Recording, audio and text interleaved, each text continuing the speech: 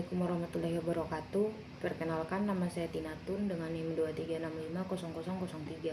Jadi pada video kali ini saya buat untuk memenuhi tugas mata kuliah Cybercrime dan Cyberlaw.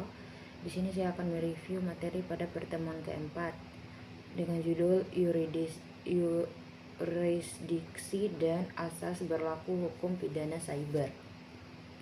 Untuk capaian pembelajarannya di sini memahami konsep locus delicti dan tepus delicti dalam cybercrime, menganalisis asas legalitas dalam hukum pidana cyber, yang ketiga mengidentifikasi 4 asas berlaku hukum pidana Indonesia, dan yang terakhir mengevaluasi pengecualian berdasarkan hukum internasional.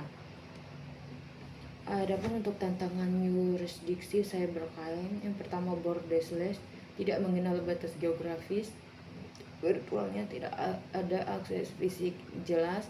Untuk multi jurisdiksi, pelaku korban server di negara yang berbeda. Untuk contohnya, hacker Indonesia serang server US, korbannya di Eropa. Untuk locus delicti, tempat terjadinya tindak pidana, itu untuk definisinya tempat terjadinya tindak pidana. Pentingnya yang pertama itu untuk menentukan berlaku atau tidaknya hukum pidana Indonesia. Yang kedua, menentukan kompetensi relatif kejaksaan dan pengadilan. Untuk teori locus delicti, Van Hamel, tempat pelaku melakukan perbuatan, tempat alat yang dipergunakan bekerja, tempat aktivitas langsung timbul, dan tempat akibat konstitutif diambil. Untuk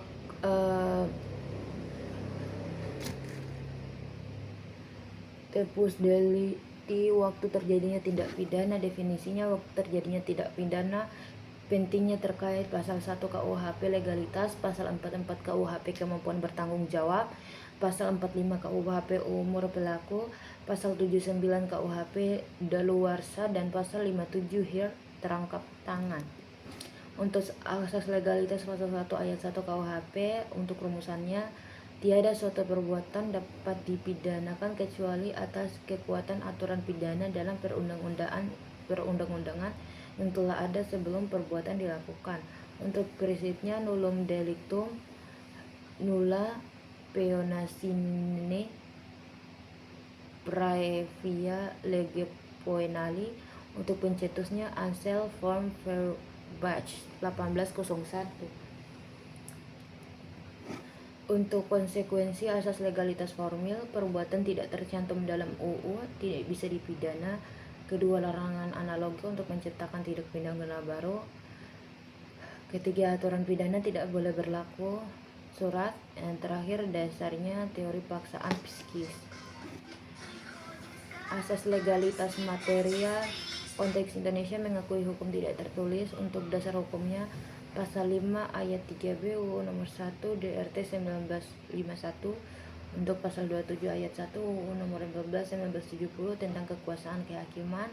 Untuk prinsipnya itu, hakim wajib menggali nilai hukum yang hidup di masyarakat. Untuk rancangan KUHP baru, yang pertama itu pasal 1 ayat 3 konsep KUHP tidak mengurangi berlakunya hukum yang hidup. Yang kedua, prinsipnya dia tentang keseimbangan kepentingan individu versus masyarakat. Untuk contohnya, dia pelanggaran adat setempat bisa dipidana walaupun tidak diatur UU. Selanjutnya, asas lex temporis delicti, pasal 1 ayat 2 KUHP pakai ketentuan yang paling meringankan. Yang kedua, konsep KUHP lebih rinci. Perubahan UU pakai yang menguntungkan. B, perubahan bukan pidana lagi, bebas narapidana. Untuk C, ancaman pidana lebih ringan, sesuaikan keputusan. 4 asas berlakunya hukum pidana Indonesia. Yang pertama itu asas teritorial, pasal 2-3 KUHP. Yang kedua, asas personal nasional aktif, pasal 5-7 KUHP.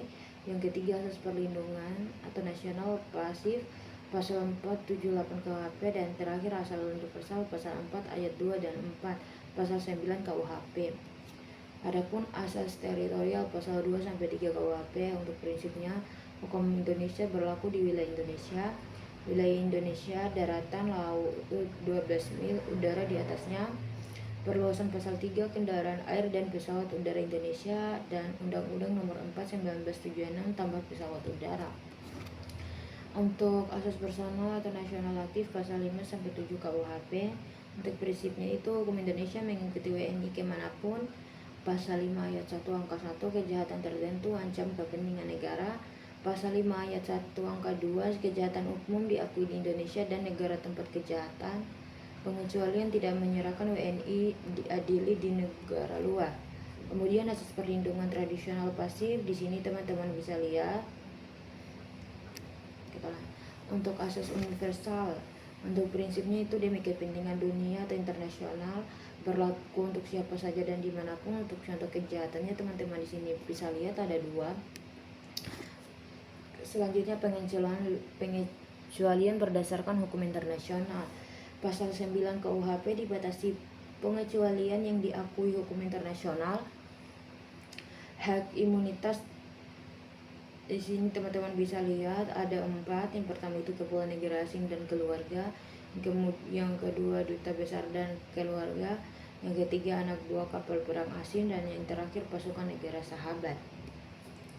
Selanjutnya studi kasus hacker Indonesia di luar negeri. Faktanya WNI hacker server bank di Singapura dari Thailand. Untuk pertanyaan hukumnya, lokus delikti di mana, asas apa yang berlaku dan bisa diadili di Indonesia. Selanjutnya rangkuman materi. Berdasarkan penjelasan dari materi keempat tadi, di sini saya bisa rangkum lokus dan tempus delikti sulit ditentukan di cybercrime. Indonesia mengatur 4 asas berlaku hukum pidana. Ada pengecualian berdasarkan hukum internasional. Cybercrime membutuhkan kerjasama internasional. Mungkin itu saja penjelasan dari saya. Lebih dan kurangnya mohon dimaafkan. Billahi taufiq wal hidayah. Wassalamualaikum warahmatullahi wabarakatuh.